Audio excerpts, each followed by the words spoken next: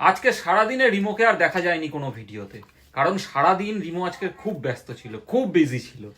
তা অবশেষে রাত্রিবেলা এক ঝলক ওকে দেখাই, অবশ্য যদিও এখন ও ডিনারে বসে গেছে সবার আগে। আর আজকে ডিনার কি করছিস? মিষ্টি রুটি।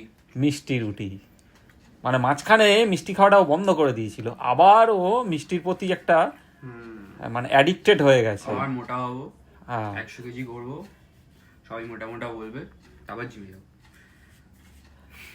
জিমে গিয়ে আবার হয়ে যাবো। তা সবজি ছিল একটু, তো সবজিও খেতে পারতিস, পালং শাক দিয়ে তো রুটিটা খেতে মা পারতিস। খাবে। ওটা মারও খেয়ে হয়ে নিলে যেত, মা তোরও খাবে। হয়ে যেত। না, মা খাবে। আমার যখন মিষ্টি রুটিতে হয়ে যাবে আর এটা পুরো গরম না পান্তুয়াটা? কিন্তু এখানে সেই আগের মতো ঘিয়ে ভাজা ব্যাপারটা পাওয়া যায় না। না, এটা তো পান্তুয়া আগে করতো, মানে গোলাপ জামুন টাইপের করতো, একটা ঘিয়ের গন্ধ পাওয়া যেত। এখন আর ওটা করে না, এখন একদম নর্মালি যেটা পান্তুয়া হয় ওরকমই করে। তোমরা কি খাবে? তুমি কি খাবে? আমি ভাত খাবো, ভাত আছে। দিদা?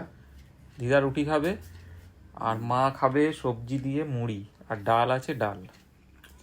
এই হচ্ছে আমাদের সবার প্ল্যান। বাহ, ভালো। হ্যাঁ, ভালো। তা বন্ধুরা, ছেলের তো ডিনার হয়ে গেল, এবারে আমরা বাকি। ও খেয়ে উঠে গেলে আমরাও খেয়ে নেবো।